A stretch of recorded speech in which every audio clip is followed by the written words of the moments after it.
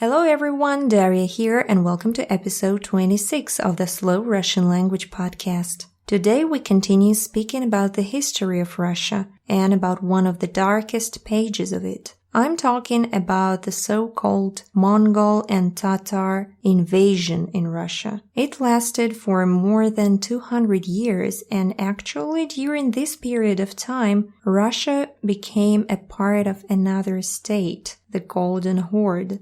So let's read this text slowly and then we'll translate it and find interesting vocabulary. Татаро-монгольское иго. Монгольская империя вторглась на территорию Руси в тринадцатом веке, уничтожив многие города, включая Рязань, Коломну, Владимир, Москву и Киев. Все началось на реке Калке, где в апреле 1223 года произошло первое сражение. Полномасштабное вторжение под предводительством хана Батыя началось несколько лет спустя.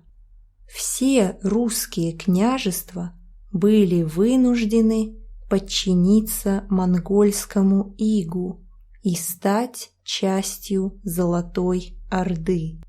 Многие русские князья предпочитали сотрудничать с монголами. После того, как Тверской князь присоединился к антимонгольскому восстанию в 1327 году, его соперник, московский князь Иван Первый, объединился с монголами, чтобы сокрушить Тверь и захватить ее земли. Монголо-татарское владычество над Россией длилось более 200 лет.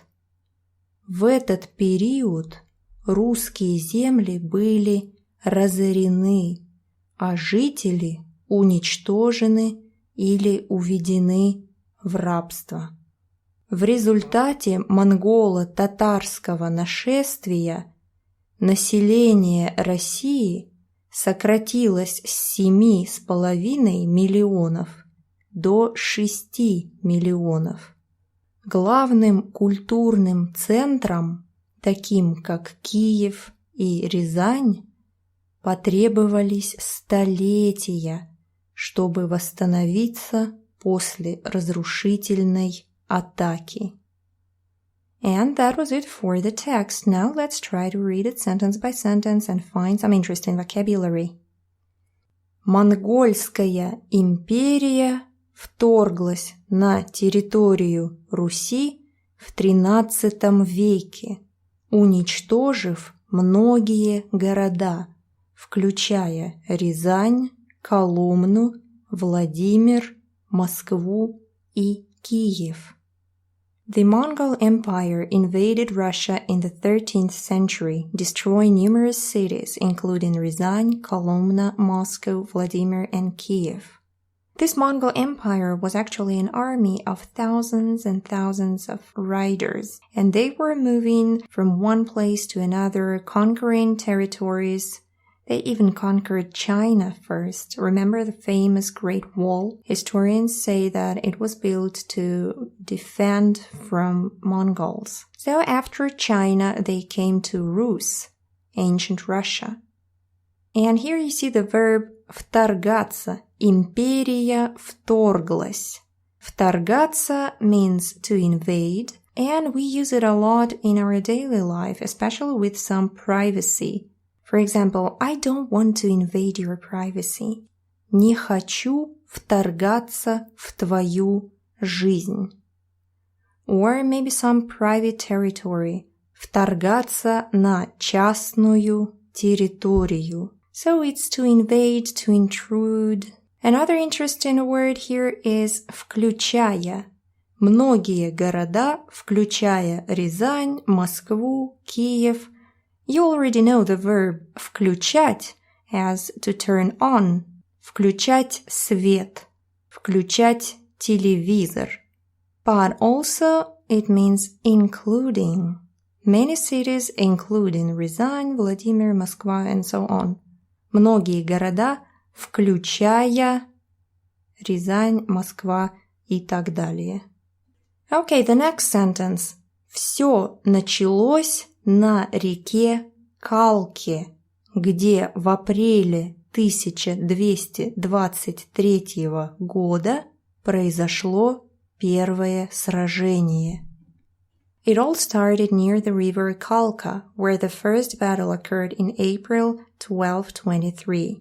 And in Russian history, this battle is very famous, and the main reason why Russians lost is because they were not united. In that period of time, Russia, actually Rus, was divided in many principalities, and no one wanted to unite. They were fighting each other constantly, and that's why Mongols easily conquered Russia.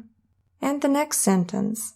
Полномасштабное вторжение под предводительством хана Батыя началось несколько лет спустя.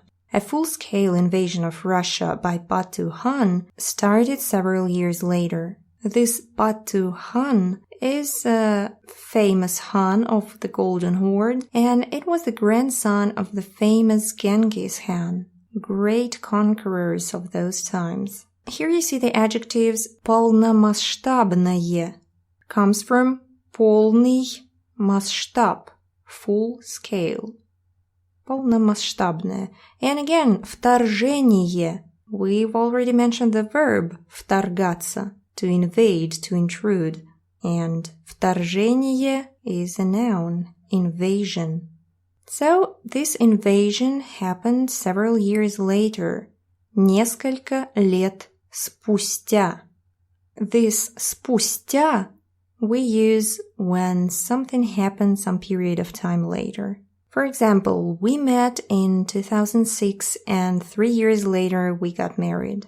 Мы познакомились в 2006 году и поженились 3 года спустя. Or maybe you came into the room and 10 seconds later someone's knocked on the door. 10 секунд спустя в дверь постучали. 10 seconds later there's a knock on the door. And the next sentence.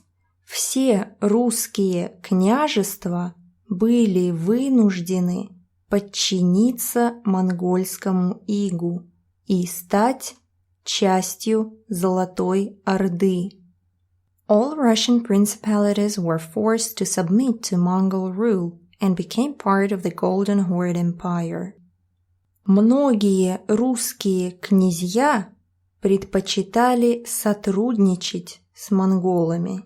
Many Russian princes preferred to cooperate with Mongols.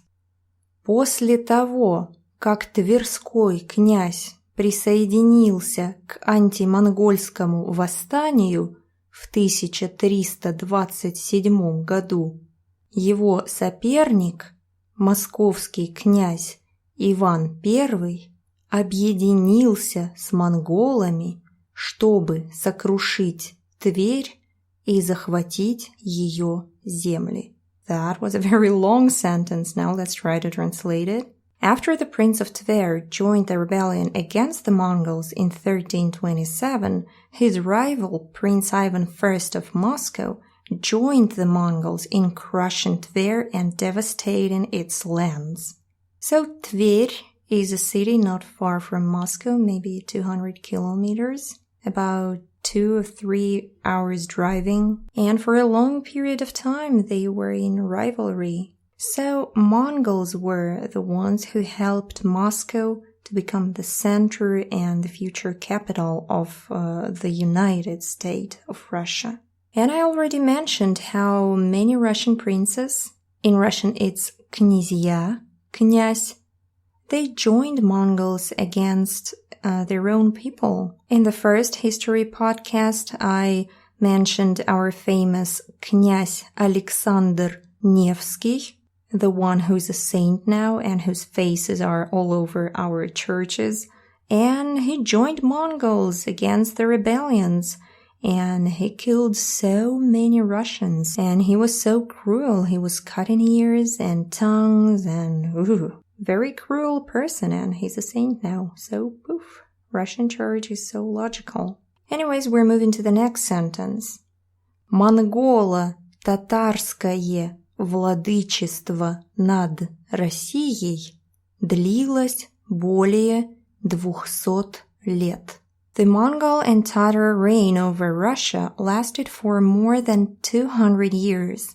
200 years! Can you imagine that? It's just crazy. It's like generations and generations of people. Okay, here we see the word владычество. Comes from the word власть, властвовать, владычествовать. Means power, dominion, reign, rule.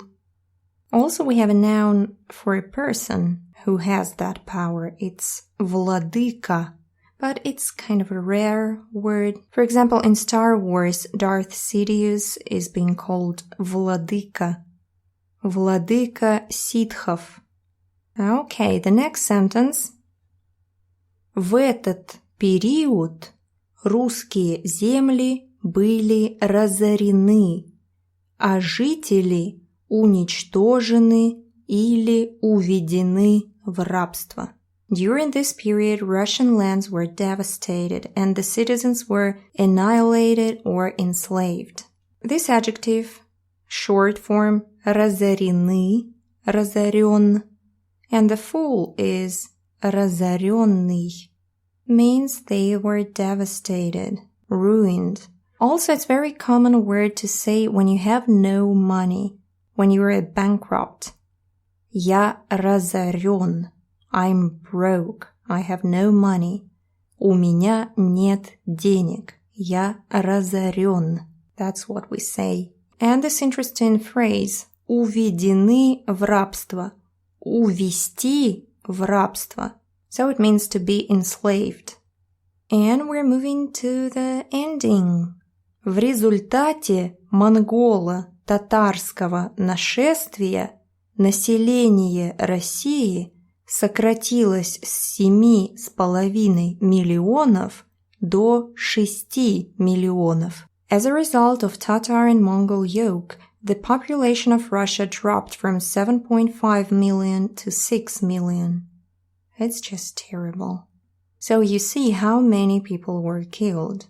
And for those times, it's a huge number, because in today's Russia, it's much more than 100 million of people. And back then, it was just 7.5 and only 6 left. And the last sentence.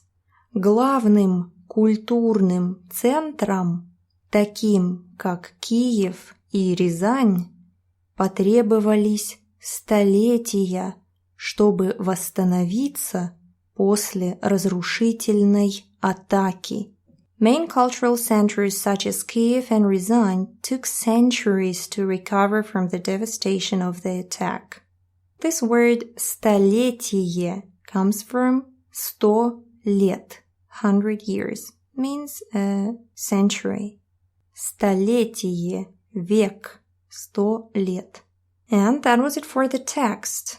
This whole Tatar and Mongol yoke is a very controversial subject now because many historians, and including many famous historians all over the world, they try to argue about it. Some even deny that it happened. They thought it was a collaboration of Russian and Mongols. But it's a fact that most of the cities were ruined completely to the ground. And the best people were taken away from Russia, and all the technologies were destroyed.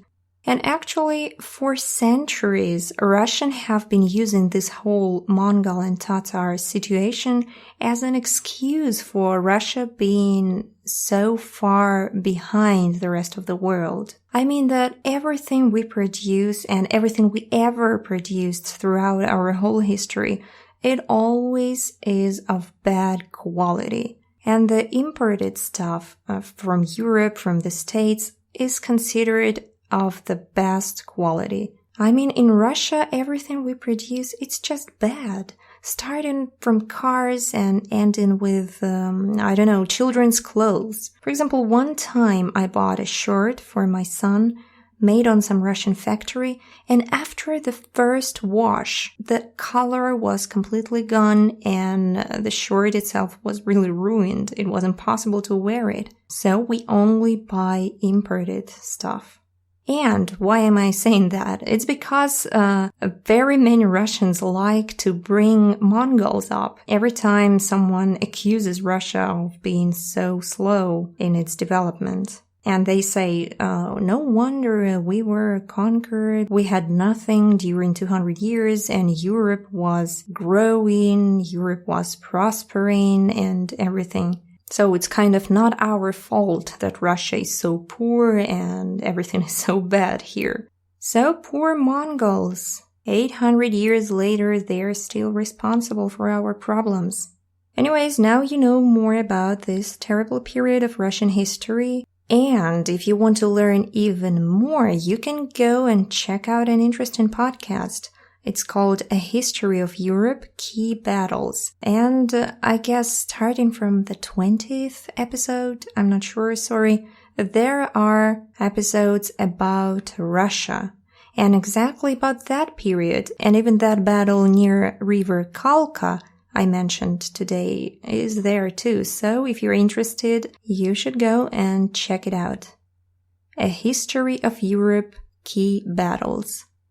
And I want to thank Carl personally for what he's doing. Thank you very much. I really enjoy your podcast. And for today, I guess that was it. Thank you very much for listening, and I hope to see you in the next episode of the Slow Russian Language Podcast. Bye-bye!